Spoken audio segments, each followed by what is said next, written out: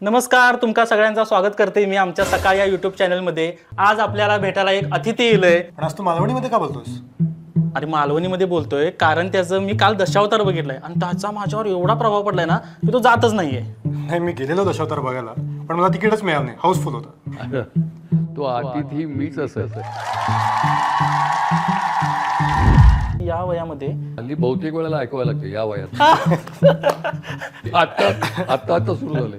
सगळे म्हणतात बा, तुम्ही सर या वयात सर तुम्ही या वयात, असं ते सगळीकडे मुंबाल्डिंग व्हायला लागली. सगळीकडून येतो ना, इफेक्ट येतो ना कधी. या वयात सुद्धा मी झेपत नाहीये तरी मी फिट आहे असं दाखवायची ऍक्टिंग नाही करत.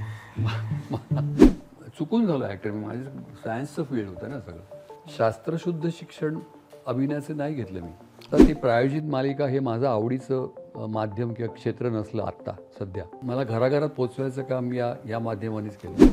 तर टिपरेंसारख्या मालिकेचं प्रतिबिंब समाजात उमटलं तर फार चांगलं होईल असं आम्हाला काही लोकांनी सांगितलं. राजवीरांनीला माझ्यात गांधी कसं दिसला तर मी काय एक बारीकपणा सोडला तर गांधींसारखं अजिबात दिसत नाही. तसं मी चिटकी पण दिसत नाही. पण मतकरींनी मला अजय फणसेकरला माझे डोळे लाल पाहिजे होते. आता डोळे लाल तुम्ही कसे करता? तर डोळे लाल म्हणजे तुम्ही नॅचरली काहीतरी घालणार त्याने पाणी यायला लागतं. नाही, पाणी नको मला, डोळे कोरडे पाहिजेत पण लाल पाहिजेत. मी शीर्षासन केलं. अच्छा. कॅमेरा म्हणाले की नाही आणखी one more shot sir, one more shot. परत केलं, 3 वेळा केलं. तो हॉटेलच्या मालकाचा मुलगा ब्रेकफास्ट घेऊन आला सकाळी. तर मी कडी लावायला विसरलो होतो. मी माझे आसनं चालली होती. ट्रेननी ढकलून आतमध्ये आला आणि एकदम घाबरला मला. आणि खोलीच्या मध्यावर मी तो घाबरला. मी तसं ठेव हां ठेवतो असं म्हणतो. गेला बाहेर गेला आणि त्यांनी शेजारच्या क्वार्टरमध्ये जाऊन आकाशा अहो ते प्रभावळकर काय? आकाशाला म्हणलं काय? ते प्रभावळकर डोक्यावर उभे आहेत. तर त्यांनी जाऊन दिग्दर्शक अरुण खोपकरला सांगितलं. अरुण खोपकरनं आपण हे सिनेमात घेऊया असं त्याचं भांडवल केलं या लोकांनी. आज तुम्हाला सगळ्यांना कळलेलं आहे की आज आपल्याला भेटायला स्वतः ज्यांची ओळख करून द्यायची मला काही गरज वाटत नाही असे Dilip Prabhavalkar, the great artist Dilip Prabhavalkar आलेले आहेत. आज दशावतार या फिल्मच्या निमित्तानं आपण त्यांच्याशी खूप गप्पा मारणार आहोत. आणि त्या निमित्तानं मी तुम्हाला पहिल्यांदा सुरुवात करतो सर की काल मी फिल्म बघितली, पण मला असं वाटलं की मला परत एकदा बघायला पाहिजे. कारण की ज्या वेळेला तुमची फिल्म बघतो त्यावेळी मी तुमच्या अभिनयामध्ये गुंतून जातो. तर मी पुन्हा आणि एकदा फिल्म बघणार आहे.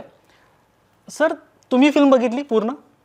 मी पण आत्ता तुझ्या आधीच काही दिवस बघितली मी. कारण आम्ही त्या शूटिंगमध्ये गुंतलो होतो. त्याच्यानंतर मी बघितले नव्हते. पोस्ट प्रोडक्शन वगैरे चालू होतं, इफेक्ट्स वगैरे काय त्यात आम्हाला बघायला मिळाली नव्हती.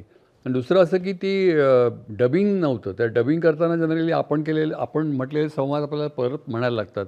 त्या निमित्ताने आपण परत सगळं बघतो आपण काय केलं आहे व्हिज्युअली, म्हणजे दृश्यात्मक सगळ्या सीन्स आपल्याला दिसतात आणि मग आपण तेच संवाद परत म्हणतो. तसं नव्हतं काही. ह्यात ओरिजिनल साऊंड सिंग साऊंड होता.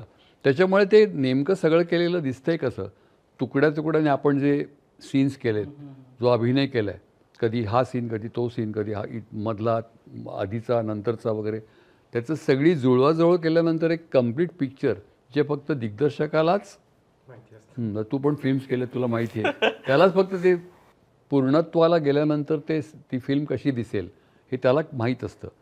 तर त्याच्यामुळे आपल्याला त्याची आधी कल्पना येत नाही, मला तरी येत नाही. तर ती माझ्यासाठी सुद्धा ते सरप्राईज होतं. आणि तू म्हणाल तसं सेकंड टाईम बघायला मी पण काल पुण्यात दुसऱ्या थिएटरला असेल, पण मी पण दुसऱ्यांदा बघितली काल. तिसऱ्यांदा बघायलासुद्धा मला आवडेल. कारण त्याला बऱ्याच गोष्टी नव्याने कळतात आपल्याला. त्यात मी नाहीच आहे. तर ते सीन्स कसे शूट झाले, त्याचं काय, ते बारकावे अभिनयातले त्या प्रत्येक ॲक्टरने त्याच्यावर काम केलेलं असतं, मेहनत केलेली असते, श्रम केलेले असतात, विचार केलेला असतो. तर त्यांनी ते कसं व्यक्त केलं आहे कॅरेक्टर, ती व्यक्तिरेखा, हे बघणं खूप इंटरेस्टिंग वाटतं मला दरवेळेला. म्हणजे थिएटरमध्ये ज्यावेळी फिल्म बघितल्यानंतर लोकांच्या प्रतिक्रिया मी बघितल्या, मला एकदम, कारण की मी थोडा 5 मिनिटं थांबलो होतो की उशीर संपल्यानंतर फक्त ऐकायला लोकांचं की कशा पद्धतीचा रिस्पॉन्स आहे. तर लोकांना खूप इंटरेस्टिंगली रिप्लाय करतात. लोक जाताना कुजबूज जी असते ती खूप इंटरेस्टिंगली आहे. आता यातनं मला म्हणजे आता सोशल मीडियावर वगैरे सगळे लोक व्यक्त व्हायला आहेत, खूप ट्रेलर तर काय भन्नाटच झालेला आहे फिल्मचा. तुमचं पोस्टर जे आहे मत्स्य रूपातलं, तर या गोष्टीकडे तुम्हाला कसं वाटतं आता रिलीज झाल्यानंतर? मी जरा क्रिटिकली बघतो कधी जरा हे कसं आपण केलेलं बरोबर आहे का असं करतो. तर ते समाधान मिळतं जेव्हा लोकांना ते आवडतं म्हणून. कारण मला याच्या आधी पण मी सांगितलं, परत कदाचित सांगायला हरकत नाही इथे पुन्हा, की या माझ्यासारख्या ॲक्टरच्या एक 4 अवस्था त्याच्यामध्ये असतात. पहिली गोष्ट म्हणजे ती तयारी करताना मी अस्वस्थ असतो. अस्वस्थता ही एक त्यातला एक भाग झाला. की तुम्हाला अजून होतं असं का वागतो? हो म्हणजे काय तो होत पाहतं तर ते संपलं की मग तुम्ही तुमची प्रगती पण थांबेल ना ॲक्टर म्हणून. तर ती अस्वस्थता असते की ह्याला मी कसा प्रेझेंट करू. अगदी गांधी केले आणि टिपरे केले किंवा आणि मग तात्या विंचू केला, चौकट प्रत्येक वेळेला असतंच ते, की मी करू कसं ही अस्वस्थता असते ॲक्टरची. करताना म्हणजे ॲक्च्युली तुम्ही कॅमेऱ्यासमोर जेव्हा ती कॅरेक्टर म्हणून उभे राहता लोकांसमोर, ते करताना वेगवेगळ्या भावना दाखवायचा प्रयत्न करता, त्याच्यात आव्हान असतं. पहिली अस्वस्थता असते, तिथे खरं आव्हान सुरू होतं.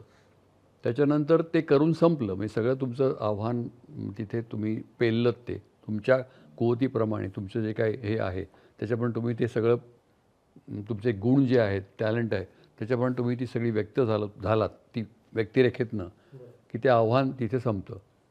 मग पुढची स्टेज असते ती उत्सुकता, की तू आता म्हणालास ती लोकं हे कसं बघतील. आणि जर त्यांनी खूप चांगल्या रीतीने बघितलं असेल, यशस्वी झालं असेल तुमची व्यक्तिरेखा आणि तो सिनेमा, तर चौथी स्टेप म्हणजे आनंद. म्हणजे अस्वस्थता, आव्हान, उत्सुकता आणि आनंद हे अच्या बाराखडी आहे. तो माझ्यासारख्या मी हे माझं सांगतो आहे, बाकी प्रत्येक नटाचं हे वेगळं असू शकेल. त्यांना कदाचित सुरुवातीला आत्मविश्वास जास्ती असू शकेल, जेवढा तो मला कुठल्याही कॅरेक्टरला, कुठल्याही व्यक्तिरेखेला, कुठल्याही भूमिकेला प्रचंड आत्मविश्वासाने मी सामोरं गेलो आहे असं झालेलं नाही अजूनपर्यंत. अगदी प्रांजळपणे मला दरवेळेला असं एक चाचपड नसतं की ही कशी. अगदी गांधींच्या वेळेसुद्धा, गांधींच्या वेळेला पहिल्या शॉटला मला अजून आठवते, गांधीजीला पहिल्या शॉटला मी गेलो, तो सिनेमातला पहिला शॉट नव्हता, सिनेमात पहिला सीन नव्हता, तो कुठला तरी पुढचा होता, की ते मुन्नाबाई आणि सर्किट धोबी घाटावर बसलेत पाय हलवत, भयंकर त्या संकटात सापडला आहे. तो त्याला हिस्ट्रीचा प्रोफेसर म्हणून बोलवलं आहे, तो अजिबात प्रोफेसर नाही, तो अनाडी माणूस आहे. मग तो सर्किट म्हणतो यांचा जप कर, म्हणजे ते येतील म्हणून तुला मदत करतील. ते रघुपती राघव राजाराम म्हणतात. ती माझी पहिली एंट्री होती सिनेमा, म्हणजे पहिला शूट केला. तर त्यावेळेला मला जे झालं होतं, मला अजून ते फिलिंग आठवतं सगळं. म्हणजे जसं तुम्हाला एखादं हे आठवावं ना, तसं मला ती मनातली भावना, मनातलं दडपण, टेन्शन ते अजून आठवतं मला, की मी आता जातोय खरं हे, म्हणजे आता गांधी म्हणून मला ॲक्सेप्ट करतील का असं. तर त्यावेळेला तिथे राजू हिरानी बसले होता, मी तो तिथे आमची तयारी झाली की जाणार होता. आणि त्या दिवशी शूटिंग नसल्यामुळे बोमन इराणी बसला होता. अच्छा. हां, त्याचं लकी सिंगचं कॅरेक्टर होतं विलनचं. तो त्या दिवशी त्याचं नव्हतं, पण तो त्याच्या नेहमीच्या ड्रेसमध्ये बसला होता. त्यांनी मला बघितलं, तो म्हणाला हे कोण. तर मी येत होतो असं व्हॅनिटी व्हॅनमधनं लोक चाललो होतो तिकडे, धोबी घाट जिकडे त्यांनी केला होता तिकडे. तर राजू हिरानी म्हणाले बापूजी दिलीप. तो म्हणाले हे दिलीप आहेत. तर हो म्हणत तो म्हणाला की, तर त्यांनी त्या वाक्याने मला कॉन्फिडन्स कुठला दिला माहिती आहे. तो म्हणाला की इट इज स्केरी म्हणून. स्केरी म्हणजे घाबरवणार आहे. राहिलं गांधीजी याला घाबरवतात म्हणजे काय. तर ते घाबरवणं म्हणजे ट्रान्सफॉर्मेशन, जो बदल झाला आहे तो, असं तो म्हणाला. तर तुला सांगतो की त्याच्या एका वाक्यामुळे मला एकदम वाटलं की ओके, मी दिसतो तर गांधींसारखा असं. तर कुठल्या ह्यानी तुम्हाला हे सांगता येत नाही, तुम्ही ते जरा. पण दरवेळेला असं होतं असं नाही, पण म्हणजे मला वाटतं की एक तुम्हाला ॲक्सेप्ट तुम्हाला स्वीकारतील ना, तुम्ही स्वीकारले जाल ना दिग्दर्शकाच्या नजरेतून, तिकडे दिग्दर्शक तुमचा बॉस असतो ना. हां, म्हणजे तो कॅप्टन ऑफ द शिप, म्हणजे तो काय म्हणता येईल त्याला, हे त्याचं माध्यम आहे असं माझं मत आहे. आता तुम्ही कॅरेक्टरच्या एवढ्या अभ्यासाबद्दल तुमची हे सांगितलात. या फिल्ममध्ये दशावताराच्या वेगवेगळ्या रूपांमध्ये तुम्ही ज्यावेळेला दिसताय, वराह अवतारमध्ये तुमचं चालणं बघितलं, मत्स्य अवतारामध्ये तुम्ही त्या पाण्यातलं हे बघितलं. आता मला हे पण चॅलेंज आहे की तुम्ही म्हणजे आता या वयामध्ये तुमचं ज्या वेळेला म्हातारी दिसता, हल्ली बहुतेक वेळेला ऐकवायला लागते या वयात. म्हणजे हे आत्ता आत्ता आत्ता सुरू झाले. म्हणजे मला असं म्हणायचं होतं की त्या फिल्ममध्ये बाबुली म्हणून तुम्ही ज्या वेळेला आहात त्यावेळी तुम्ही एक म्हातारा जो दिसतोय की जो काही करू शकत नाही असं वाटतंय, आणि ज्या वेळेला तुम्ही त्या अवतारांच्या मध्ये तुम्ही ज्या वेळेला दिसतात त्यावेळेचे तुम्ही एकदम वेगळे दिसतात. आता आणखी वेगळा आहे. हा म्हणजे आता एकदम नेहमीचा नेहमीचा, आता बरोबर. वेगळा म्हणजे नेहमीचा आणखी वेगळा आहे. बरोबर. म्हणजे बाबुलीसाठी बदललो तो हा. आणि बाबुली त्या रूपात बदलतो परत. हे परत दोन बदल झाले. बरोबर. म्हणजे दिलीप टू बाबुली टू अवतार असं. म्हणजे असा असा प्रवास येतो. ट्रान्सफॉर्मेशन बघताना खूपच वेगळं जाणवते. तर त्याचं त्याचं नाही, त्याच्या आणखीन एक गंमत अशी आहे बरं का. तुम्ही बघितले ह्याच्यावर बघितलं असेल, प्रत्यक्ष नाटकात तुम्ही बघितलं नसेल, पण हसावपसवी नाव जर माझं नाटक होतं ना, त्यात मी 6 रोल्स करायचो. बरोबर. तर त्या 6 भूमिका म्हणजे 6 वेगळ्या व्यक्ती होत्या, वेगळ्या व्यक्तिरेखा होत्या.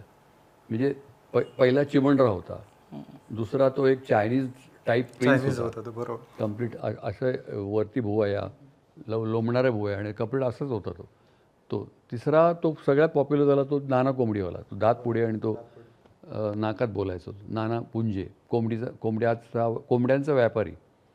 चौथी होती माझी जुळी बहीण दीप्ती प्रभावळकर पटेल उमुंबा, त्यात मी प्रेक्षकातनं एंट्री घ्यायचो, 9 वरील साडी. 5वा होता माझ्यापेक्षा खूप वयाने लहान कॉलेजातला पोरगा, लोक मला ॲक्सेप्ट करायचे, बॉबी मॉड म्हणून कॅरेक्टर होतं. तो मायकेल जॅक्सननी प्रचंड भारवलेला आणि तो कम्प्लीट असा स्टेप्स घेतो असा तो होता. आणि 6वं कॅरेक्टर होतं की त्याच्या चौपट वयाचं 88-89 वर्षाचा निवृत्त संगीत नाटकातला नट कृष्णराव हेरमकर. त्याला मी गायचो आणि कापरा आवाज, तोंडात दात नाही असं वगैरे वगैरे. असं सांगायचा मुद्दा काय की ही 6 डिफरंट कॅरेक्टर्स होती. इथे बाबुलीनी केलेली ही हे अवतार आहेत. म्हणजे लोकांना, दशावताराच्या प्रेक्षकांना माहिती आहे की बाबुली करतो, बाबुली खूप तिथे लोकप्रिय आहे त्या कोकणातल्या ह्याच्यामध्ये, की बाबुली करतात ते. एरवी त्याला सिरियसली कोण घेत नाही, त्याला हाफ मॅड म्हणतात, त्याला अमुक म्हणतात, आहे तो काय.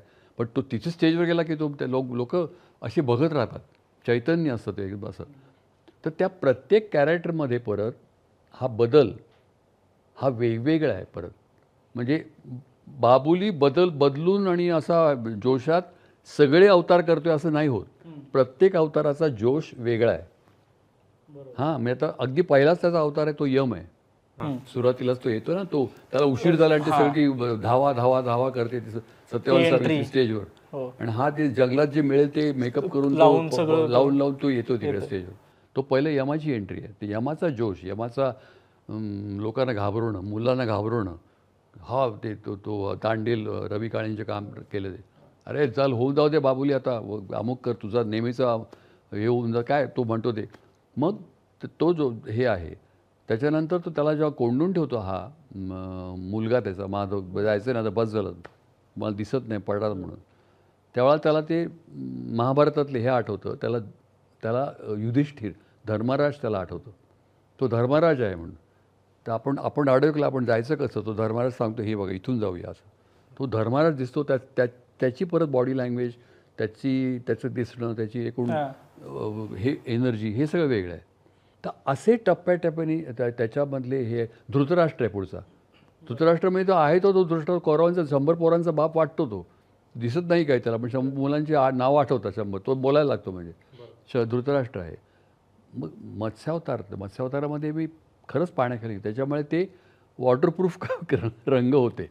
मी पाण्यात गेलो आणि रंग सगळे गळून पडतात असं झालं नाही. तसे रंग होते की जे टिकतील ह्याच्यामध्ये. नरसिंहाच्या वेळेला तो पाठलाग करतो त्या मनसुखानीचा, पोट फाडतो हिंड. आणि कुठला राहील हनुमंत, तो त्याचा सगळ्या लाडका त्याच्या मुलाचा हनुमान.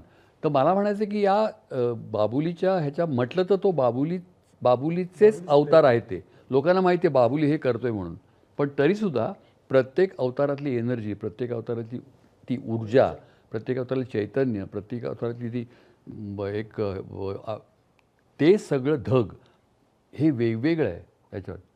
आणि प्रत्येक अवतार पॉवरफुल वाटेल, शक्तिमान वाटेल असा करायचा प्रयत्न केला मी. बाबुली म्हणून. हां, नाही थोडंसं एक विषयांतर करून सांगतो की हसाफसीमधली दीप्ती प्रभावळकर पटेल मुंबई आहे ना, तर ती माझी जुळी पण मी केली आहे. मी ती करीत नाही पण ती केली आहे. ती बाईच आहे. पण वासूची सासूमध्ये जेव्हा पुढच्या नाटकामध्ये तो बाई करतात, ती अण्णा जे कॅरेक्टर आहे त्याला बाई जबरदस्तीने बनवतात.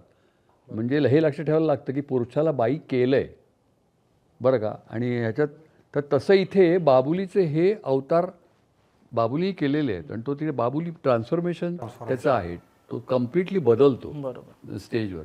मला मत्स्य अवताराबद्दल जरा बोलायचं आहे. आता सांगितलं तुम्ही की परवा आमच्या साम टी व्हीच्या एका इंटरव्ह्यूमध्ये सुबोधनी सांगितलं की तो पाण्यातला सीन सकाळी घेतला होता पहाटे. ते धुकं वगैरे सगळं खरं होतं आणि त्यांनी तुम्हाला सांगितलं की तुम्हाला पाण्यामध्ये उडी मारायची आणि तुम्ही एकदम हो बोललात. त्याने नाही ते बरोबर आहे. ते कौतुक वगैरे सगळं पण त्यांनी काळजी घेतली होती. असं म्हणजे असं चला आता उडी मारा आणि असं नाही. त्यांनी ती सगळी काळजी हो उडी हे गेलो पाण्यात ते बरोबर आहे. थिएटरमध्ये काय झालं सांगतो. म्हणलं आता हा सीन आहे, हा काहीतरी होईल आणि हा घेऊन जाईल आणि काहीतरी मागं काहीतरी वेगळं घडेल. ढप्पकन उडी मारली. म्हटलं अरे म्हणजे त्याला तांडेललाही माहिती नसते की हा खरंच रेस लावेल हा. आणि तो पोरगा तर घाबरतो बापाच हे बघून. पोहणं शिकलो आहे इथे मुंबईत. तर त्याचा उपयोग झाला मला. म्हणजे कसं असतं की मी ह्याच्या आधी सांगितलेलं आहे कौशल्य नसल्याचा अभिनय कौशल्य असल्यावर जास्ती परिणामकारक रीतीने करता येतो. याचे अनुभव गमतीशीर आहेत. पोहण्याचा तो विषय काढला म्हणून सांगतो मी. लागोपाठ 3 सिनेमात मी बुडण्याचे सीन्स केलेत. पोहता सांगते येत असून. पहिले चिमणराव गुंड्याभाऊ सिनेमा होता पूर्वी. तो मुलांना पोहायला शिकवायला घेऊन जातो. स्वतः जाम टरकू असतो, घाबरट असतो. पोहा मी आहे बनतो काठावर. ते असं नाही पोहायचं, असं तो तिथून दाखवायला लागतो. असं पोहायचं म्हणून काठावरून दाखवतो. मग ती पोरं म्हणतं आप्पा तुम्ही या ना इकडे चिमणराव, तुम्ही या ना तुम्ही दाखवा ना आम्हाला. तो जातो घाबरत म्हणजे घाबरलो नाही असं दाखवत जातो. आत घाबरलेला असतो पाण्यात आणि मग गटागळा खायला लागतो. आणि मग तो खेडूत इकडे उभा असतो. खेडूत म्हणतो ओ कशाला आरडाओरडा करताय, ते एवढं पाणी खोल नाही आहे, तुमच्या मांडी एवढं असेल तो पाय टेका उभे राहाल म्हणून. मग तो उभा राहतो. मग आप्पा तुम्ही बुडायला लागला होता. नाही ते बुडत नव्हतो मी. बुडणारा माणूस कसं करतो तुम्हाला दाखवत होतो. ते पहिलं बुडणं झालं. दुसऱ्या याच्यामध्ये एकडा भूताचामध्ये अशोक सराफ मला वरतून ढकलतो बरोबर. आणि मला पोहता येत नसतं आणि मी असं गटांगळ्या खात एका मुलाला वाचवतो. आपोआप तो मी ते तोच त्याचा उद्देश असतो. ते भूत असतं ना मावळ्याचं. तर तिसऱ्या याच्यामध्ये छक्के पंजे नाव सिनेमा होता. त्याच्यामध्ये माझं आणि सविता प्रभूणेचं एक द्वंद्व गीत होतं पाण्यात. मी चांगलं पोहू शकत होतो आणि सविताला पोहता येत नव्हतं त्यावेळेला. आता माहीत नाही. तिचे पाय धरून ठेवलं, रिफ्लेक्टर्सवाल्याने धरून ठेवलं आणि ती सांगत होती मला ते होत. पण तो अनुभव चांगला होता. मी बाबुलीच्या अवतारामध्ये मलाही खूप वेगवेगळे अनुभव ॲक्टर म्हणून आले.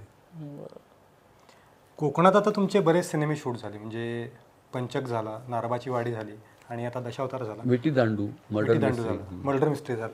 तर कोकणशी कनेक्शन कितपत आहे आणि कोकणात विशेष काय आवडतं तुम्हाला? सगळंच आवडतं कोकण अख्खं. म्हणजे पहिली गोष्ट म्हणजे मी कोकणातला मी मुंबईचाच. मी पहिल्यापासून मुंबईचा आहे. काही लोकांचे कोकणात आता आमचा हाच जो ज्याला त्या कोकणामुळेच हा विषय सुचला म्हणा की सुबोध खानोलकर ह्याचा आजोळ कोकणातला आहे. बरं. गुरु ठाकूर तो महापण गावातला. तसा मी कोकणातला नाही. पण मी कोकणात गेलो होतो बराच नाटकाच्या दौऱ्याला म्हणा वगैरे असं. पण आणि शूटिंगसाठी.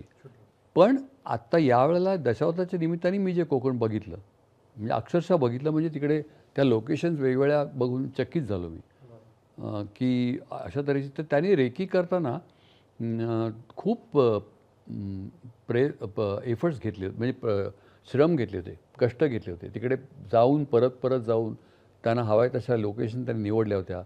जंगलं इतकी घनदाट जंगलं कोकणात आहे ते मला माहीत नव्हतं. बऱ्याच देवराया आहेत, टेकड्या आहेत, डोंगर आहेत आणि जंगल तिथे होत्या. त्याच्यानंतर मी जे आता तू बघितलं असेल ते खाडी आहे. खाडीमध्ये पोहलो मी. नदी आहे, खोल नदी आहे, उथळ नदी आहे. पण परत पाण्याखालचे पण सीन्स आहेत. स्वच्छ पाणी होतं ते. म्हणजे ते आमच्यामुळेच गढूळ झालं असेल. मग तो कॅमेरामन पण ते कॅमेरा घेऊन खाली गेला ना. पर्टिक्युलर त्या सीनचा काय त्रास झाला किंवा त्याची का तयारी? अजिबात त्रास कुठल्याच त्याचा झाला नाही. फक्त मला मी ते सांगितलं तसं मला मी त्याच्या आधीच काही आठवडे चिकुनगुनिया झाला होता मला. त्याच्यामुळे त्या चिकनगुन्या मला सांधेदुखी खूप झाली होती. डॉक्टरनी जाऊ नका सांगितलं होतं. तर ते बरं झाल्यानंतर मी गेलो तिकडे काही आठवड्यात वगैरे. तर ते मांडी घालणं जरा त्रास होत होता. म्हणजे मांडी घालता येतच नव्हती की ती खूप महिनोन्महिने टिकतं ते. चिकनगुन्या की डेंग्यू काय जे काय लक्षणं असतात ती त्याचे परिणाम टिकतात. तर त्यावेळेला मग झोत म्हणाला की तुम्हाला हवं तसं तुम्ही बसा, कम्फर्टेबल तुम्हाला वाटतं तसं बसा. तर त्यावेळेला तसं मी बसत होतो. आता मला व्यवस्थित मांडी घालता येते. त्यावेळेला त्रास होत होता. म्हणजे पण मग ते पेन किंवा ते वेदना ती चेहऱ्यावर दिसू शकेल ना. दाखवणार नव्हतं मी, पण समजा दिसली, कळ आली कारण ते चेहरा दिसली तर दिसायला नको होती. म्हणून त्याच्यामुळे मी रिस्क नाही घेतली. तर जसं जमेल तसं एक मांडी एक पाय घडी करून आणि एक पाय असं वरती असं बसून खाली बसलो जमिनीवर, शेणानं सारवलेले. आणि तर त्यावेळेला हा कॅमेरा सुरू व्हायच्या आधी नंतर मला म्हणायचा सिद्धार्थ मेनन, काय दिलीप करून पाय सुजला नुसते. म्हणतो ते तिकडे दाखवलं होतं त्याचे कॅमेरा सुरू झाला की दाखवलं. तसं ते सगळं नाही, पण ते थोडं याच्यात पण त्याचा काही एकूण ह्याच्यावर परिणाम नाही झाला. बरोबर. सध्या लिखाण काय सुरू आहे का नाही नवीन? आता महिना पण नाही झाला, काही दोन एक आठवड्यापूर्वी हरवलेली ट्रॉफी आणि इतर कथा म्हणून मुलांसाठी आहे, राजहंस प्रकाशनचं आहे. तर ते आत्ताच ऑगस्टच्या पहिल्या आठवड्यात प्रकाशित झालं, महिन्यापूर्वी.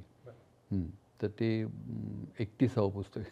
बरं बरं. कारण त्याच्यात थोडं भोके सातबंडीचे 10 भाग झाले. बरं. भोके सातबंडी 10 भाग झाले. म्हणजे क्रिकेटवर मी जे लिहायचो, जरा फिरक्या घ्यायचो, टोप्या उडवायचो, चिमटे काढायचो क्रिकेट असणं, तर त्याची 3 पुस्तकं झाली. षटकार नावाचं पाक्षिक होतं. त्याच्यामध्ये सगळं बाकीचं सगळं कौतुक असायचं, क्रीडाविषयकच होतं ते. आणि ह्या स्पोर्ट्समॅनचं, क्रीडापटूंचं कौतुक, ग्लोरिफिकेशन, वा वा वा असं. एक माझा कॉलम असा होता की त्यांना जाम मी हे केलेलं असायचो. त्यांच्या नको त्या सवयी मला सगळ्या. माझे गुप्तहेर म्हणजे क्रीडा पत्रकार सगळे. ते मला कानात बातम्या सांगायचे, असं या दौऱ्यात हा ह्याचा रूम पार्टनर होता, हा अमुक करतो. ते मराठी क्रिकेटर्सना मराठी वाचायचे ना, ते कळायचं नाही. हा कधी मॅचला पण दिसत नाही, ह्याला सगळ्या बातम्या कळतात. मुंबईची लॉबी, दिल्लीची लॉबी, अमुक तमुक. हे मी सांगतो ते काही वर्षांपूर्वीच आहे. म्हणजे हे IPL वगैरे सुरू झालं नव्हतं. सुनील गावस्कर, रवी शास्त्री, कपिल देव, मोहिंदर अमरनाथ, ही मंडळी, वेंगसरकर वगैरे, ही मंडळी जी होती ना त्यावेळेस आहे, संदीप पाटील वगैरे. आणि हे नुकतेच यायला लागले होते. विनोद कांबळे आणि सचिन तेंडुलकर, त्यांची एंट्री होत होती त्यावेळेस आहे ते लेखन. तर मग त्याची पुस्तकं झाली. आणि ते पहिला पुरस्कार मिळाला तो गुगलीसाठी मिळाला. गुगली पुस्तकासाठी साहित्य नंतर मिळाली बरेच. बोके सातबंडीला साहित्य अकादमी पुरस्कार मिळाला. टिपरेसारखी मालिका तुमच्या लेखांवरती आधारित होती आणि ती आजही लोकांच्या लक्षात आहे. सिरियल चांगली कुठली म्हटले की टिपरेचं नाव हमखास निघतं. अशा पद्धतीच्या सिरियल आजकाल बनत नाहीत. मग या निमित्त काय करावं वाटतं किंवा काय लिहावं वाटतं किंवा काय सुचवावं असं वाटतं? मी रेग्युलरली माझ्याकडनं बघितल्या जात नाही सिरियल, त्याच्यामुळे मी त्याच्यावर हक्काने बोलू शकत नाही. पण एक मला स्वतःला असं वाटतं की जरी माझं आत्ता ते प्रायोजित मालिका हे माझं आवडीचं माध्यम किंवा क्षेत्र नसलं आत्ता सध्या, तरी मला घराघरात पोचवायचं काम या माध्यमानेच केलं. चिमणराव, गंगाधर टिपरे. तर मला ते कॉमन फॅक्टर त्या दोघांमधला वाटतं. म्हणजे त्याच्यामध्ये एक साधेपणा होता प्रचंड. हो. आणि एक फॅमिली, काय म्हणतात, स्नेहबंध जे फॅमिलीमधले असतात, किती पिढ्या तुमच्या असल्या वेगवेगळ्या, किती तुमच्या स्वभावामध्ये, वृत्तीमध्ये फरक असला तरीसुद्धा कुठेतरी एक कसे कौटुंबिक स्नेहाचे, कौटुंबिक प्रेमाचे धागे आहेत ते तुम्हाला जोडून ठेवतात. म्हणून त्याच्यामध्ये विकास कदम माझ्या मुलाचं काम केलेलं. तो आजोबांच्या मांडीवर लोळतो, आजोबांच्या खांद्यावर हात टाकतो. श्यामला बापाची गणाने अशी काळजी सासऱ्याची घेते खूप. असं सगळं हे. किंवा मी तिला ब्युटी कॉन्टेस्टमध्ये हे कॅटवॉक कसा घ्यायचं होतं, मी बाबा टिपरे चष्मा लावून तिला शिकवतात. कॅटवॉक कसं घ्यायचं मी शिकवतो तिला. असला तो काही करतो, त्याला सगळ्यामध्ये इंटरेस्ट असतो. तर सांगायचं म्हणतं की हे सगळे ना एकमेकांना जोडणारे हे आहेत. तर ते एक मी नेहमीच सांगतो ते एक म्हणजे असं सांगितलेलं आहे मला की जे समाजामध्ये जे घडतं आजूबाजूला त्याचं रिफ्लेक्शन किंवा त्याचं प्रतिबिंब नेहमी कलाकृतींमध्ये उमटतं असं म्हणतात. तर टिपरेंसारख्या मालिकेचं प्रतिबिंब समाजात उमटलं तर फार चांगलं होईल असं आम्हाला काही लोकांनी सांगितलं. चिमणाने ते मला घराघरात पोचवलं. म्हणजे मला पहिल्यांदा चेहरा किंवा प्रतिमा इमेज दिली, लोकप्रियता दिली ती चिमणराव. माझ्यावर काम करणारा अलीकडेच गेला गुंड्या भाऊ बाळ कर्वे, तो अलीकडेच गेला. तर ती पहिली मालिका होती. त्यावेळेला एकच चॅनल होता, एकच मालिका होती, black and white T V होता. पण परत असली टीम तुम्हाला कोण चॅनल अप्रोच नाही झालं की टिपरेचा दुसरा भाग करूया असं काहीतरी चांगलं? हो, नाही टिपरेच करा असं आलं होतं, पण आता ते प्रत्येकाचं एक हे असतं ना, म्हणजे असं हट्टानी करण्यात पॉईंट नसतो. आता हसवापुसी आमच्या पिढीने पाहिलेलं नाही आहे किंवा आमच्या मुलांनी पाहिलेलं नाही, तुम्ही हसवापुसी परत करा. आणि मग ते म्हटलं आमच्या पुढच्या पिढीसाठी परत असं करत राहा म्हणून. मी तुम्ही किती मला चालता आलं नाही तरी करत राहा म्हणून. असं कसं मी ते शोभलो तर पाहिजे ते कॅरेक्टर म्हणून. दीप्ती प्रभाकर पाटील, मुंबा आणि बॉबी मॉड वगैरे, ते प्रत्येकाचा एक तो पिरियड असतो. त्याच्यामुळे तुम्ही हट्टाने काही करायला गेलात तर मला त्याचा एक काळ असतो. लेखनाचा प्रभाव आहे का तुमच्या ॲक्टिंगमध्ये कुठेतरी, म्हणजे त्याचा एक स्टडी होत होता का? म्हणजे लेखक असल्याचा नट म्हणून आणि नट असल्याचा लेखकाला फायदा होत असावा इनडायरेक्टली, मुद्दाम असं नाही होत असं नाही. कारण मी म्हटलं त्याप्रमाणे मी जेव्हा आता बघ मी हे करत होतो ना, गंगाधर टिपरे सिरियल करत होतो ना, ते माझ्या पुस्तकावर तू म्हणाल ते बरोबर आहे. माझ्या पुस्तकावर अनुदिनी पुस्तक होतं, तो कॉलम यायचा लोकसत्ता, आणि ते कॉलम यायचं व्हायचं पुस्तक झालं. ते पुस्तक केदार शिंदेच्या हातात पडलं. त्याला म्हटलं ही सिरियल चांगली आहे. त्याच्यामध्ये जी दृश्यात्मकता होती ना, व्हिज्युअली ते इंटरेस्टिंग किंवा विनोदी होतं ना, ते कदाचित ॲक्टर असल्याचा फायदा असेल किंवा तो परिणाम असेल. कारण केदार शिंदे म्हणाला की त्यातले काही प्रसंग मला घडताना दिसतात म्हणून. आबांसाठी मी केलेलं लिखाण, मी जेव्हा आबा लिहित होतो त्यावेळेला मला माहीत होतं की हे आबा मला करावे लागणार आहे. ते केदार शिंदेने मला फोर्स केला. मला ते सांगितलं की नाही तुम्हीच करा. अरे म्हटलं नाही, मी खूप बिझी आहे, मला नाही जमणार ती सिरियल वगैरे. त्यांनी करायला लावलं मला आबा. तर ते लेखनातल्या काही बारकावे असतील, छटा असतील, त्या आबांची काही स्वभाव वैशिष्ट्ये असतील, काही चक्रमपणा असेल, काही त्याचं सकारात्मक असेल, सेन्स ऑफ ह्युमर असेल, त्याचा विनोदबुद्धी असेल, अनेक गोष्टींमध्ये रस घेण्याची वृत्ती असेल, हे सगळं मी त्यावेळेला लिहिताना जाणवून पाहिलं. की जगून पाहिलं नाही म्हणता येणार, पण असं ते आबा बनून, मी म्हटलं ना मगाशी ते भूमिक त्या लिहिताना केलेल्या भूमिका होत्या. तसं ते तर त्याच्यावर मला आबा करणं मजेशीर वाटलं, सोपं गेलं. आबा खूप पॉप्युलर झाले. त्यामुळे खूप लोक कुठेही गेलो तरी मग ते मुलांना हे बघ त्यांना आजोबांना भेटण्याचं हे व्हायचं. आणि मला बघून ती मुलं म्हणत नाही हे नाहीत त्यांना वाटायचं आपले आईबाबा फसवत आहेत आपल्याला, हे नाहीत आजोबा. ते मागं टोपी आणि चष्मा सगळं ते तो आबा वेगळेच होते ना. ते हे शक्यच नाही म्हणे, हे नाहीत ते असे लहान मुलं म्हणायची. तसं आता कधी म्हणतील हे बाबुली नाही तुम्ही म्हणता, हे जास्ती स्मार्ट दिसतात. ते कॅरेक्टरच्या बाबतीतच म्हणजे वेगवेगळ्या छटा ज्यावेळेला आपण म्हणतोय त्यावेळेला तुमच्या मागच्या सगळ्या जर फिल्म्स बघितल्या, म्हणजे अगदी चौकट राजा, त्यानंतर एक डाव भुताचा मधला मास्तर असू देत, तात्या विंचू, अजरामर, त्याच्यानंतर गांधीजी, त्याच्यानंतर आता दशावतारमधले बाबुली, ते एक तुमच्या कॅरेक्टरला एक वेगळी छटा आहे. सर्वसामान्य असं कॅरेक्टर मला जास्त तुमच्या वाटायला आलेलं नाही असं वाटते. की तुमच्याकडे स्क्रिप्ट तशा यायच्या की तुम्ही तसे चूज करायचा? नाही, मी चूज नाही केलं. मी त्या आल्या म्हणजे मला खरं सांगायचं म्हणजे संधी देणारेच दिग्दर्शक भेटले. खरं सांगतो की मला आता ही करायची आहे, मला ही त्याच्यावर डोळा आहे माझा, असं कधीच नाही झालं. मी ते आले आणि येतात. अरे 10-12 दिवसांनी एक कोणतरी फोन करतो, सांगतो तुम्हाला डोळ्यासमोर ठेवून व्यक्तिरेखा लिहिले. म्हटलं नका लिहू ना डोळ्यासमोर ठेवून, ते कोणी असतं असं कसं. तर मग अमोल भगत म्हणून आहे तो हे करतो, म्हणजे सिनॉप्सिस पाठवा तसं एक, आणि व्यक्तिरेखेविषयी पाठवा. मग ते इंटरेस्टिंग वाटलं पुढे ना. सगळे हे करत बसलो तर मग काही दुसरं करायलाच नको ना. आणि सगळ्याचं चांगलं असं तसं नाही. त्याच्यामुळे ते बघतात माझ्यामध्ये, आणि ते मग आपल्यालाही माहीत असतं समोरचा माणूस कोण आहे, ते इथं कोण आहे आणि ते त्यांनी काय केलेलं आहे. तर ते महेश कोठारेंनी केलेले सिनेमे माहिती होते. त्यांनी त्यांना सांगितलं तात्या विंचू, तर मी सिरियसली घेतलं. म्हणा मी तात्या विंचू हो म्हणाल. किंवा संजय सुरकरनी हे सगळे वेगवेगळे मला करायला दिले. गजेंद्र अहिरेनी 3 फिल्म त्याच्याकडे केल्या. मी शेवरी केलं, पोस्टकार्ड म्हणून केलं आणि पिंपळ केलं. तिन्ही वेगळे रोल्स आहेत. आदित्य सरपोतदारनी त्यांनी मला नारबाची वाडी दिलं आणि भारा भागवत. नारबाची वाडी नारबा कुठे आणि भारा भागवत कुठे, आणि ते सिक्रेट ऑफ सिलेबसमध्ये OTT चॅनलला तो वेगळाच होता. असे हे दिग्दर्शक भेटले मला. माझ्या आधी त्यांना माझ्यामध्ये त्या व्यक्तिरेखा दिसल्या. त्या कशा दिसल्या मलाही माहिती. राजू हिरानीला माझ्यात गांधी कसं दिसला तर मी काय एक बारीकपणा सोडला तर गांधींसारखं अजिबात दिसत नाही. तसं मी चिटकी पण दिसत नाही. पण मतकरींनी मला खूप व्हरायटी ऑफ रोल्स दिली. मतकरींच्या संस्थेमध्ये मी सुरुवातीला 12 नाटकं केली. 12 संस्थेत. ॲमेच्युअर अर्थ सगळी, कारण मी चुकून झालो ॲक्टर. मी माझं सायन्सचं फील्ड होतं ना सगळं. तर तिथे त्या प्रत्येक नाटकात रोल वेगळा आहे. ही जी प्रक्रिया आहे ना, ही स्वतःला शोधण्याची, स्वतःला सापडण्याची, ती मतकरींच्या नाटकातून सुरू झाली. अरे आपण असंही करू शकतो. मी कुठल्याही कोर्सला गेलो नाही, मला ॲक्टर व्हायचंच नव्हतं. नॅशनल स्कूल ऑफ ड्रामाला वगैरे शास्त्रशुद्ध शिक्षण अभिनयाचं नाही घेतलं मी. पण मी मूळचा रंगभूमीचा. तर त्या रंगभूमीवर मी या नाटककारांची नाटकं करत आलो.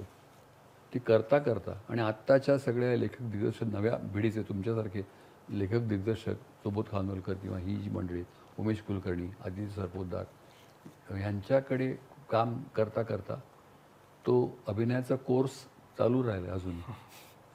खरंच चालू आहे. आता माझं सगळं झालं, मला काय शिकायचं नाही, सगळं असं नाही आहे.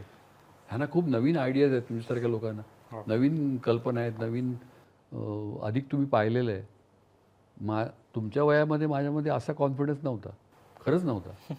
मी अजूनही नाही आहे, पण तो सोडा. पण त्यावेळेला नव्हता तो. तर त्याच्यामध्ये मला म्हणायचं की शिकण्यासारखं खूप आहे. तर मी ते मग एक सेल्फ टॉट म्हणता येईल किंवा स्वतः शिकवत गेलो, की स्वतः एक प्रयोग करत गेलो. हा आवाज वापरून बघूया, हे अमुक करूया. टिपरेंचा आवाज वेगळा आहे, चिमणोचा वेगळा आहे, चेटकीचा वेगळा आहे, गांधींचा आणखी वेगळा आहे. आता याचाच सुद्धा बाबुलीचा आवाज वेगळा आहे, कापरा आहे आवाज त्याचा, थकलेला आहे, तो परिस्थितीने गांजलेला आहे. पण यमाची एंट्री, यमाचा आवाज बघ, त्याची जी हे स्वतः माझाच आवाज येतो. म्हणजे असं काही कोणी डब नाही केलेला. तो म्हणतो ना तांडेला, हा तुझं होऊन जाऊ दे आता, तू गर्जना करून जातो तिकडे. किंवा नरसिंहाचं पोट फाडताना त्याची जी आरोळी झालेली. तर हे वेगवेगळे हे करून बघितले. ह्याचा नॉर्मल आवाज आहे युधिष्ठिराचा. तो म्हणतो ना, आम्ही अडकलो, आपण काय करायचं दादा? तो म्हणते आपल्याला मार्ग सापडेल. तो नॉर्मल आवाज आहे. धृतराष्ट्राचा तो परत सांगायचं होतं की असे त्या कॅरेक्टरला हे करून बघ, हे सगळे करून बघणं सगळं मला करून बघता आलं. आणि एक आस म्हणता येईल किंवा इच्छा म्हणता येईल किंवा एक ओढ होती की आपण असं वेगवेगळं करून बघूया. हां, असं सायन्सच्या ह्याच्यातनं मी इथे आलो. मी असं माझं ॲक्टर बनणार म्हणून मी तो कोर्स केला नाही कधी. वर्कशॉप ॲक्टरशी मी घेतो, आता तो एक भाग वेगळा. ते माझा अनुभव सांगतो, मी शेअर करतो माझा अनुभव. मग मला असं असं मिळाले, मी या कॅरेक्टरसाठी असं असं वर्क केलं, असं असं काम केलं, अशी तयारी केली आहे. काय ती घ्यायचं की त्याने ठरवायचं असं. पण हा माझा तो काय म्हणतात त्याला, अभिनयातलं शिक्षण अजूनही चालू राहिलेलं आहे. आणि खूप शिकायला मिळते या लोकांकडनं. खूप त्यांच्या आयडियाज खूप चांगल्या असतात. आणि ही नवीन पिढीतली नवीन आयडियाज, नवीन कल्पना असलेली मुलं किंवा तरुण तुम्हाला त्यांच्या नवीन प्रोजेक्टसाठी स्वीकारतायत, ह्याचा आनंद आणि समाधान खूप आहे ना. बरोबर. आता याला जोडूनच एक प्रश्न विचारतो की तुम्ही ब्लॅक अँड व्हाईटपासून ते आत्ता अगदी VFXच्या जमान्यापर्यंतचा सगळा प्रवास जवळजवळ तुम्ही बघितलाय. खरं डोळेचपणे नाही बघितला मी, आपलं करत म्हणजे तुम्ही त्या प्रवाहातून हे सगळं तुम्ही ते ह्याच्यामध्ये आलाय. तर काय वाटतं या प्रवासामध्ये, कशा पद्धतीने या बदलाकडे बघताय तुम्ही? खरं म्हणजे त्या बदलाकडे इतक्या वायडर यांनी किंवा एक ह्यांनी नाही बघत. मी त्या अनुषंगाने त्याच्या in relation to my character जे आजूबाजूला बदल घडत आहेत ते स्वीकारायचा प्रयत्न करत जातो. हे मला स्वतःला असं नेहमी वाटतं की तुम्ही वेगवेगळ्या माध्यमात, लोक विचारतात मला की तुम्ही नाटक, TV आणि सिनेमाच्या माध्यमात फरक काय आहे, तुम्ही ॲक्टिंगमध्ये काय बदल करता, स्टेजवर उभं राहून तुम्ही करता तेव्हा आणि ह्याच्याबद्दल काय करता. तर मला स्वतःला असं वाटतं की तेच तुझ्या ह्याचं उत्तर असू शकेल की तुमची ॲडॅप्टेबिलिटी किती आहे, म्हणजे तुम्ही कसं स्वतःला बदलू शकता नवीन या गरजेनुसार. नवीन माध्यमाचं असेल, नवीन वातावरण असेल, नवीन काही हे असेल, त्याच्याप्रमाणे तुम्ही स्वतःचं किती हे करता. एकाच ठासात तुमच्या ठाशी या प्रकारचं आहे. आता तुम्ही त्याप्रमाणे तुमच्या माध्यमात मला ॲक्सेप्ट करा असं नाही आहे, त्याप्रमाणे तुम्हाला बदलायला लागतं. फिल्म ही अतिशय सेन्सिटिव्ह मीडियम आहे. हे अनेक वेळा तुला सांगतो मी असं बघितलेलं आहे की कधी कधी मलाही आश्चर्य वाटतं, क्लोजअपमध्ये तुमच्या मनातले भाव तुमच्या चेहऱ्यावर येतो. तुम्ही अर्थात त्यात तुम्ही सेन्सिटिव्ह असाल तर, मग बथड कोण ॲक्टर असेल किंवा ॲक्ट्रेस असेल तर मग ते चेहऱ्यावर काही येणार नाही, मग खरं आहे. पण तुम्ही सेन्सिटिव्ह हे असाल, एक्सप्रेसिव्ह करेक्ट वर्ड, एक्सप्रेसिव्ह असाल ना, तर असं आलं म्हटलं अरे हे इतकं सेटल आहे. तेवढा सेटल अभिनय स्टेजवर नाही चालणार, पोचणारच नाही ना. हां, तर मी आता माझं नाटक पण चालू आहे, मी आणि विजय केंकरे, मी यातला सरमळकर, आम्ही पत्रापत्री करतो ह्याच्यातला दशावतारामधला. तर त्याला इतकं सटल एक्सपिरियन्स चालणारच नाही तुम्हाला. पण त्यात पुन्हा गंमत अशी आहे की तुम्ही अभिनयाचा व्हॉल्यूम किती ठेवायचा, हे किती ऑडियन्स आहे आणि किती थिएटर मोठं आहे त्याच्यावर अवलंबून आहे.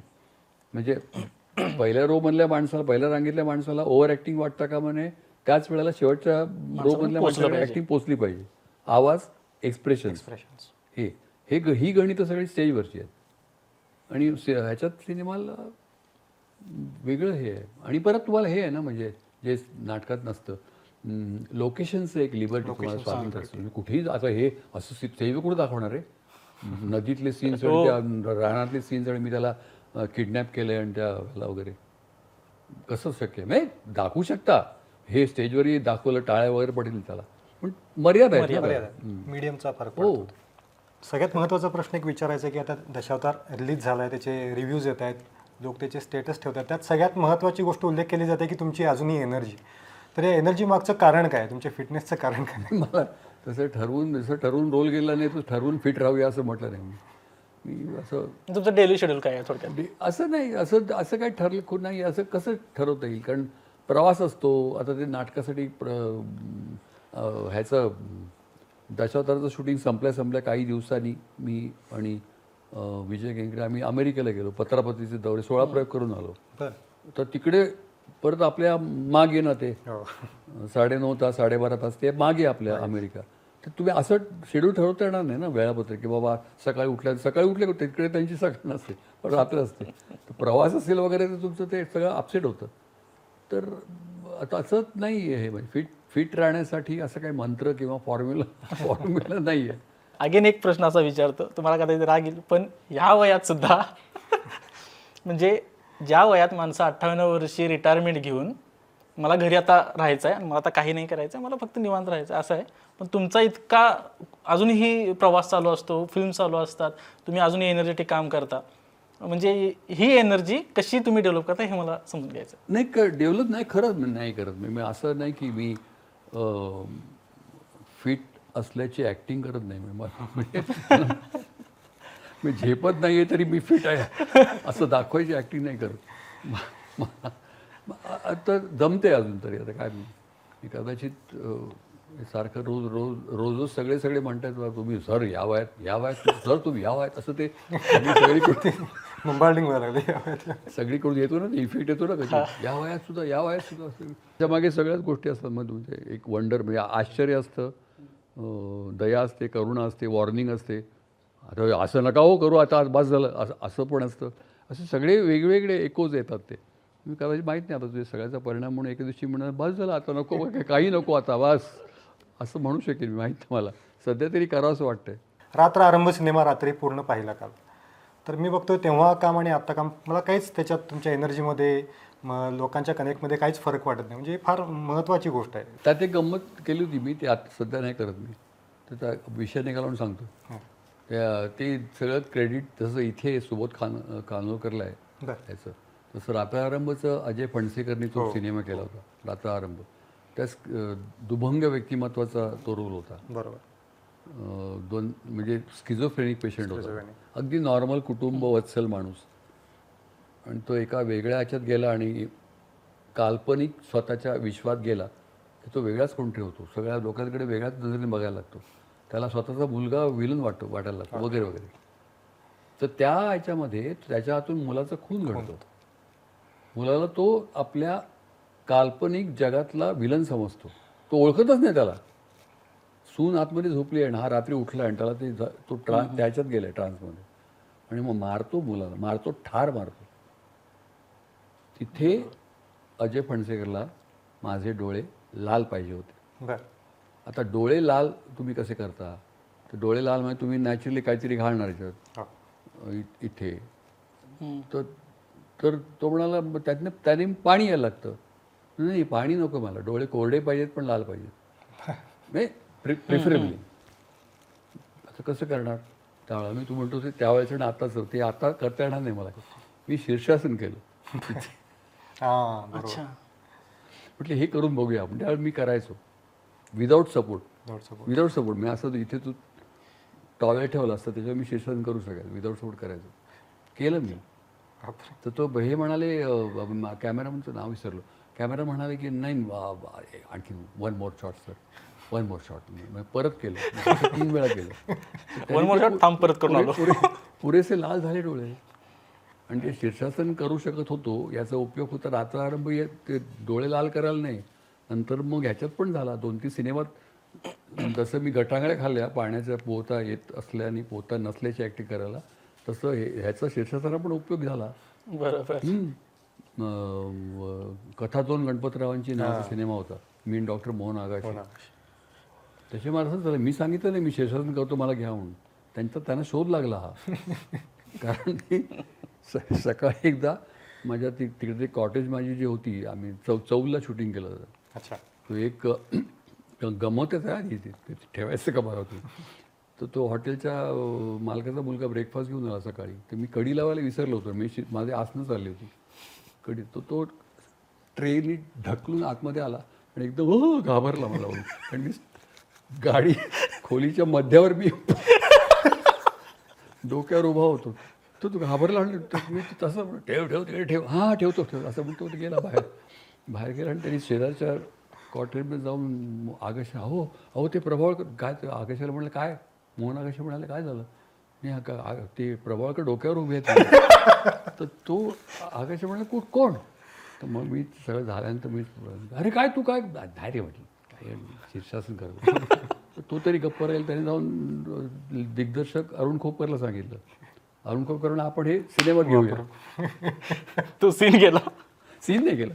मग ते एक मॉन्टाजमध्ये शॉट आहे, तो सिनेमा शॉट आहे. अच्छा. पहिली स्पॉन्सर्ड सिरियल, पहिली प्रायोजित मालिका मराठीमधली, झोपी गेलेला जागा झाला. मी आणि अशोक सराफ होतो. दिग्दर्शक होते कमलाकर सारंग, ते दिग्दर्शक होते. बबन प्रभूचा फार्स जुना झोपी गेलेला जागा झाला, त्या फार्सवरची ती मालिका होती. तर त्याच्यात जादूगारा तो जादूगार आहे दिलेश जलाल नावाचा, तो विजू खोटे काम करायचा. दिलेश जलालच्या मेकअप रूममध्ये आम्ही चोरलेले पैसे शोधायला जातो. आम्ही दोघे भाऊ आहोत, मी आणि अशोक सराफ, मी दिनू आणि तो विनू. असं त्या तरुणीच्या मेकअप रूममध्ये आम्ही आलो आहे. तिचे सगळे ड्रेस आणि ते ठेवलेले आहेत आणि त्यांचे परफॉर्मन्स चालले. आम्ही चोरून आलो आहे पैसे शोधायला. आणि मी त्या वॉर्डरोबमध्ये शिरतो. कमलाकर सरांग मला म्हणाले दिलीप एक कर ना, काय शीर्षासन कर. अहो इथे. मग मी तिचं नाव सुंदरी, त्या कॅरेक्टरचं नाव, ती सुंदरी नावाची दिलेश जाला जादूगाराची असिस्टंट असते. तिच्या त्या वॉर्डरोबमध्ये मी शीर्षासन केलं. आणि मी आणि अशोक सराफ सोबत असतो. अशोक होताच बरोबर. तर अशोकने शोधता मी काय म्हणतो दिनू असं म्हणून तर बघितलं. तर त्यांनी बघितलं तर मी डोकं खाली म्हणजे पाय वरती होते. आणि बरं तिचे सगळे असे झगे ते गाऊन्स होते सगळे लावलेले. आणि तो काही सेकंद माझ्याशी बोलत राहिला असा. का म्हणतो इकडे असतील का पैसे, अमुक असतील का. तर मी फक्त पावलं हलवून रिस्पॉन्स ऐकल्यासारखं मी डोक्यामध्ये खाली होतो.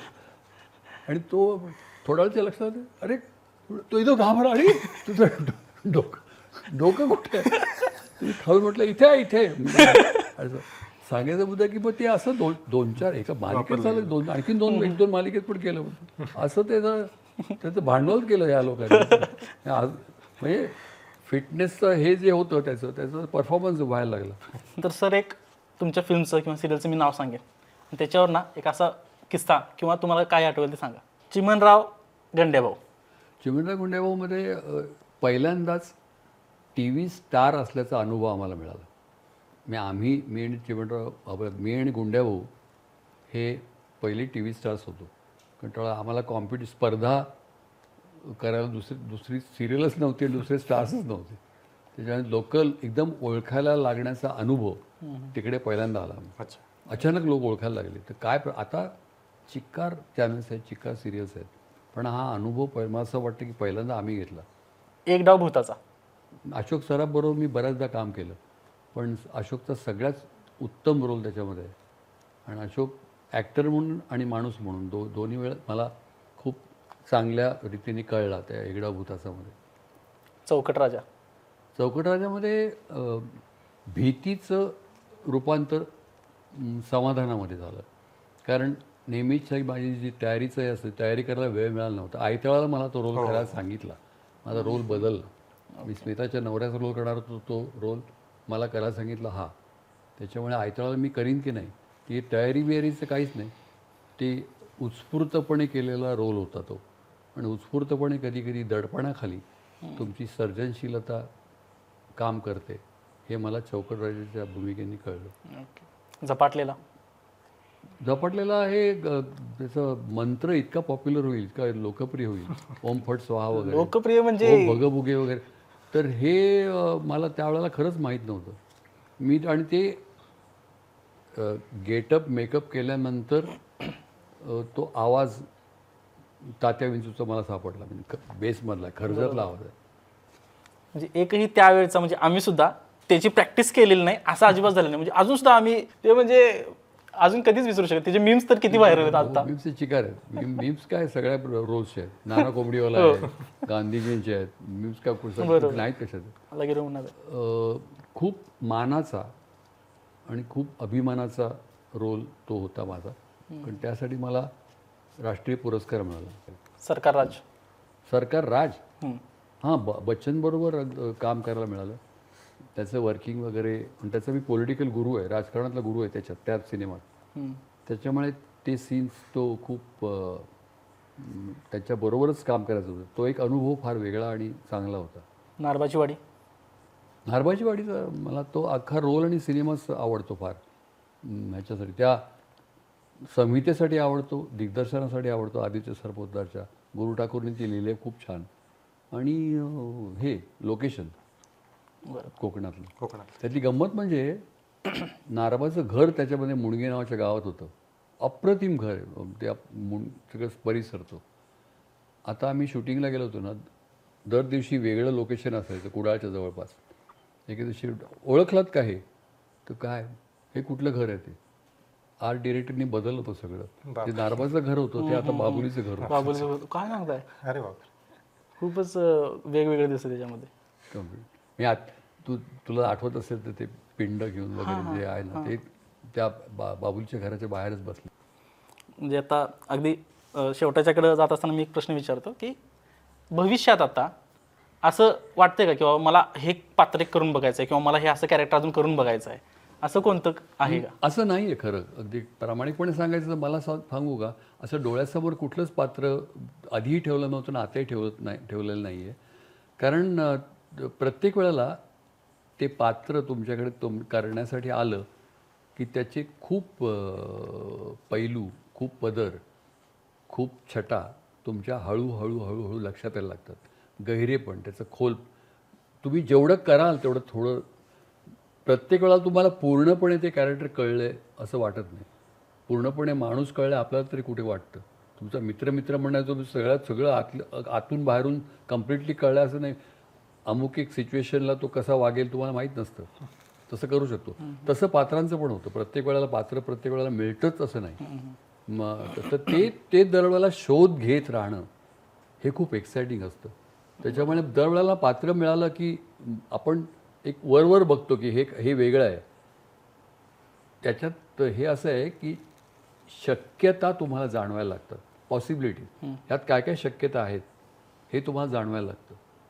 तर ते जाणवलं एकदा की मग तुम्ही त्याचा आत शिरायचा प्रयत्न करता, तुमच्या काय एफर्ट्सनी की तुमच्या प्रयत्नांनी त्या व्यक्तिरेखेचं काय म्हणतात व्यक्तिमत्व उघडायचा प्रयत्न करता.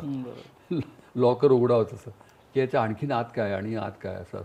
तर ते फार एक्साइटिंग प्रोसेस आहे ती. बरं, मला वाटतंय समीर आपण गप्पा अजून ह्या रात्रभर रंगू शकतात कारण की इतकं भांडवल आहे म्हणजे तुमच्याजवळ आहे की ते आम्हाला फक्त ऐकतच बसावं असं वाटतं. स्पॅन मोठा आहे खूप. हो, माध्यमं वेगवेगळी आहेत. म्हणजे रंगभूमी पण आहे, टी व्ही पण आहे, सिनेमा पण आहे, मराठी पण, हिंदी पण सिनेमा, लेखन आहे वगैरे वगैरे. त्याच्यामुळे आणि स्टॉक भरपूर आहे. तर फक्त ते त्या वेळेला आठवायला लागेल, पण आठवायला लागतं. आता कसं आठवलं मला, ते लातर आम्हाला शीर्षातून गेलो होतो. हे सगळ्या किस्स्यांचं एक पुस्तक का करत नाही? नाही, मी केले पुस्तक. म्हणजे अभिनेत्याचा प्रवास आहे ना, त्याच्या 9 का 10 आवृत्त्या झाल्या आता. एका खेळियाने म्हणून, एका खेळियाने नावाचं पुस्तक आहे ना माझं. आत्ता त्याची अक्षरशः आत्ता गेल्या आठवड्यात त्याची नवी आवृत्ती आली. त्याच्यामध्ये मी हा दशावताराचा उल्लेख केलाय, पत्रापत्रीचे केलाय, रायटअप आहे त्याच्यात, फोटो आहेत बरेच. आणि मी बऱ्याच देशांमध्ये जाऊन टॉक शोज करतो.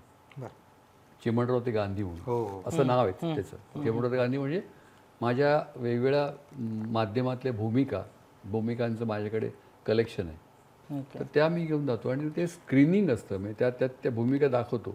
कुठल्या निवडतो आम्ही आधी त्यांचे महाराष्ट्र मंडळाचे मेंबर्स आणि मी कुठल्या दाखवायच्या आज. मग त्या भूमिका स्क्रीनिंग, त्याच्याबद्दल नरेशन. मी तुम्हाला आता सांगितलं तर प्रत्येक भूमिका मिळाली कशी, तयारी कशी केली, ते करताना आले अनुभव काय आले वगैरे. आणि काही भूमिका त्यांना प्रत्यक्ष करून दाखवतो 2-3, काही मोठी मदत न घेता मेकअपची. जसं कवळी, चष्मा, टोपी, शाल एवढंच घेऊन तुम्हाला त्यांना कम्प्लीट बदल बघायला मिळतो. तर या चिमणराव ते गांधीचे बरेच प्रयोग झाले असं. तेच असतं म्हणणं. त्याच्यामुळे हे असे काय काय चालू राहतं. बरोबर, अगदीच. म्हणजे दशावताराच्या निमित्तानं आज आपण इथं गप्पा मारतोय. गप्पा या थांबू नयेत असं मलाही वाटतंय, पण कुठेतरी वेळेचं बंधन आहे. आणि पुन्हा एकदा सर आम्ही अशी तुम्हाला हक्कानं बोलवीन, त्यावेळी तुम्ही नक्की या. पण आज खूप मजा आली सर, धन्यवाद. धन्यवाद.